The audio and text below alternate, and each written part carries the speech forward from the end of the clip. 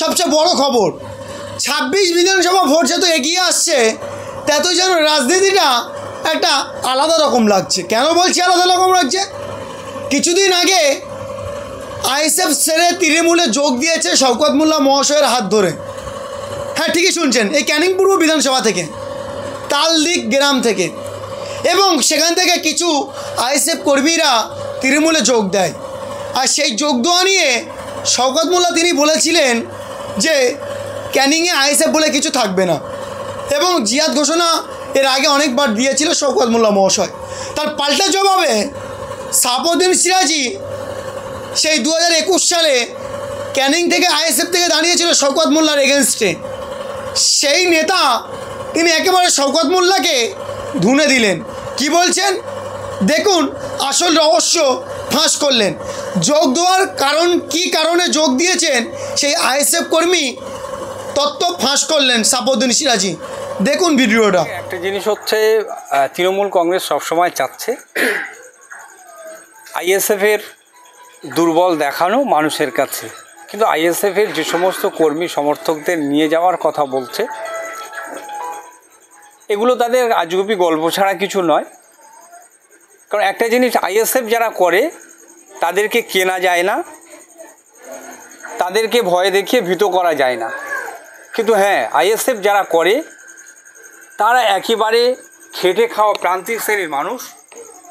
এই মানুষদেরকে শাসক দল নানাভাবে, যখন তাদের শারীরিক অত্যাচার করে পাচ্ছে না, তাদের ঘরবাড়ি ভেঙে পাচ্ছে না, তখন তাদের রুটি রুজির জায়গায় হাত দিচ্ছে। এই রুটি রুজি তাগিদে কিছু মানুষ সাময়িকের জন্য হয়তো তাদের গায়ে গা মিলাতে বাধ্য হচ্ছে, কিন্তু আগামী দিন শাসক দল যে খেলা খেলতে চাচ্ছে, এই খেলায় তাদের জাল ছিঁড়ে যাবে।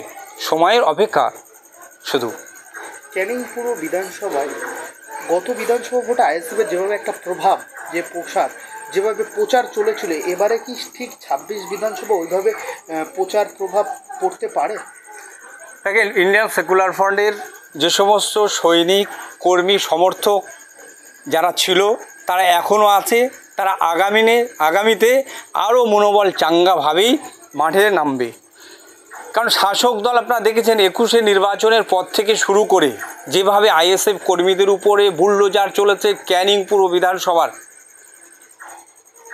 প্রায় 3000-এর মতো বাড়ি শাসক দল গুন্ডা মস্তান দিয়ে, এবং শাসক দলের যিনি বিধায়ক আছেন বর্তমান, তারই নির্দেশে, তারই প্রত্যক্ষ ও পরোক্ষ মদতে এই বাড়িগুলো ভাঙচুর করা হয়েছে, দোকান লুটপাট করা হয়েছে, মানুষের থাকার মতো আশ্রয় ভেঙে তছনছ করে দেওয়া হয়েছে। এই জায়গায় মানুষ সাময়িকভাবে, তারপরেও যে পঞ্চায়েত নির্বাচন ছিল, সেই পঞ্চায়েত নির্বাচনে এদিকে অভিষেক ব্যানার্জি তিনি বলছেন যে ফেয়ার অ্যান্ড ফ্রি ইলেকশন হবে, অথচ তার দলের যে বিধায়ক আছে এবং তার দলের যে সমস্ত দামাল ছেলেরা আছে, তারা ভাঙড় 1 নম্বর ব্লকের টোটাল এরিয়াটা তারা অস্ত্র নিয়ে, বোমা বন্দুক নিয়ে ঘিরে রেখে আইএসএফের কর্মীদেরকে নমিনেশান করতে দেয়নি। যেটা রাজ্যপালের কাছে রাজ্যপাল জেনে গিয়েছে যে এখানে কী অবস্থা ঘটিয়েছিল।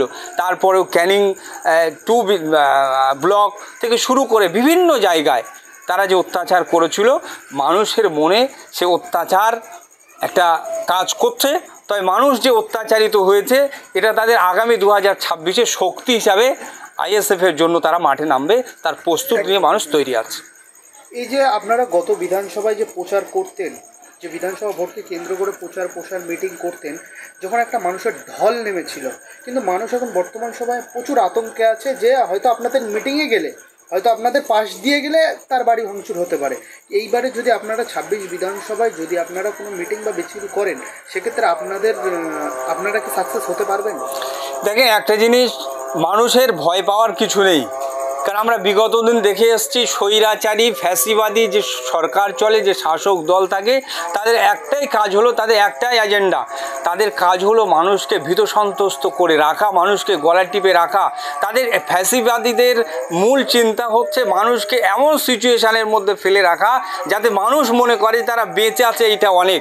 কিন্তু ইতিহাস বলছে মানুষকে একদিন, দুদিন, 3 দিন তাদের হুমকি ধমকি চমকে দিয়ে আটকে রাখা যায়, কিন্তু এই মানুষ যখন জাগরুক হবে, মানুষ যখন রাস্তায় নামা শুরু করবে, তখন এই অত্যাচারী ফ্যাসিবাদীদের পালানোর কোনো জায়গা থাকবে না। তো ক্যানিং পূর্বের যে মানুষগুলো আজকে চুপ আছে দেখছেন, আগামী দিনে এই মানুষগুলো তাদের সেই ভয়কে শক্তিতে রূপান্তরিত করে 26-এর বিধানসভা নির্বাচনে তারা লড়বে।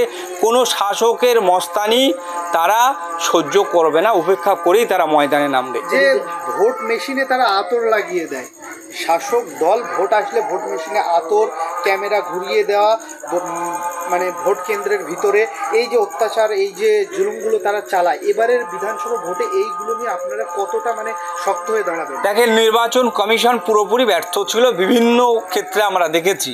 তার সাথে কারণ নির্বাচন কমিশনকে বারবার আমরা জানিয়েছি, জানানোর পরেও নির্বাচন কমিশনার থেকে সেইভাবে সদর্থক কোনো ভূমিকা আমরা দেখতে পাইনি। তারপরেও আমরা এই কমিশনের প্রতি আস্থা রেখে বলছি যে আগামী নির্বাচন যেগুলো হবে, সেই নির্বাচনে ফ্রি অ্যান্ড ফেয়ার ইলেকশন করার জন্য যে সমস্ত দুষ্কৃতীরা তারা ঘুরে বেড়াচ্ছে, এই দুষ্কৃতীদের যাতে ভোটের আগে গ্রেফতার করা যায়, গ্রেফতার করে সাধারণ মানুষের যে গণতান্ত্রিক অধিকার প্রয়োগ করতে পারে, তারা যাতে সুনিশ্চিত করতে পারে, তার জন্য নির্বাচন কমিশনারকে আমরা এখন থেকেই আবেদন করব এবং লিখিতভাবে নির্বাচন কমিশনারকে জানাবো। কেননা আমরা দেখেছি বিগত দিনে বিভিন্ন বুথে ইভিএম মেশিনগুলোকে তারা বিরোধী দলের যে সমস্ত বটামগুলো থাকে, সেই বটামগুলো তারা সেলোটেপ লাগিয়ে দেয়। যে তারপরে দেখা যাচ্ছে যে আপনি যেটা বললেন, যাতে সাধারণ মানুষ ভোট দিয়ে কোন চিহ্নে ভোট দিচ্ছে তারা দেখতে পারে, তার জন্য বিভিন্ন রকমের কলাকৌশল করে কোনো সেন্ট আতো ইত্যাদি লাগিয়ে দেওয়া হয়। এই দুর্বৃত্তদের যাতে ওই বুথের ধারে কাছে না থাকতে পারে, তার যথাযথ ব্যবস্থা নেওয়ার জন্য কমিশনকে অনুরোধ জানাবো।